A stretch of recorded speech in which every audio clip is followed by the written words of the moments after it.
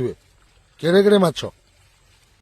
ଆସ ଆଉ ମାଛ ଏତେ ଅଛନ୍ତି ଆମ ସଞ୍ଜୀବ ବି ଆଉ ଦେଖି ତଳୁ ପଳେଇଲା। ଦାଦା ଏପଟରେ ଅଛନ୍ତି, ବଡ ଦାଦା ରଞ୍ଜିବୀ, ଚଗୁଲି, ଧଳି। ହଁ ମୋ ଭାଇ ଧରିଥିଲା ଛାଡିଦେଲେ ରେ।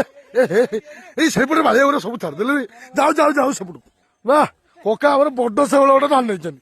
ରାତିର ମଜା ଯୋଉ କଷ୍ଟ କରିଛୁ, ଅବିଆ ଯୋଉ ମାଛ ଏଠି 30 କିଲୋ ବାଳିଆ ଶେଉଳ ଫେଉଳ ଅଛନ୍ତି ଦେଖିପାରୁଥିବେ। ପୁରା ଘୋ ଗାଁ ହବ। ଆଜି ଆମେ ଗୁଣ୍ଡ କରିବୁ। ହଁ ମୋ ଭାଇ ମୋର ଗୋଟେ ଗଜା ଚୁଙ୍ଗୁଡି ଧରି ନେଇଛି ଆଉ। ରଖ ରଖ ରଖ ରଖ। ଆଉ ଜାଲ ମୂଳରେ ମାଛ ଖାଲି ଦେଖିବ ଚାଲନ୍ତୁ। ମୋ ଦାଦା ବି ଆଉ ଗୋଟେ ଗଜା ଚୁଙ୍ଗୁଡି ଧରି ନେଲେ। କେତେ ମଜା ଆଜି ହବ।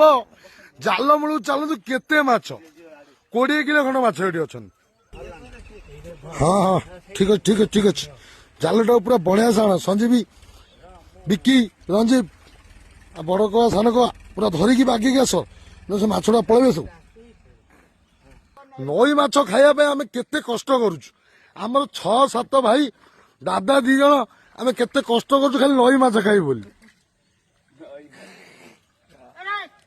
ହଁ ହଁ ତାକୁ ପୁରା ପୁରା ପୁରା ସବୁ ପୁରା କେଡେ କଚା ଚୁଟି ସଞ୍ଜୀ କରିଦେଲି। ଦେଖ ଲାଷ୍ଟ ମାନେ ଦେଖ, ଫାଇନାଲି ଏତିକି ମାଛ ଆମର ଧରା ହେଇଗଲା ଦେଖିପାରୁଥିବେ କେଡେ କେଡେ ମାଛ।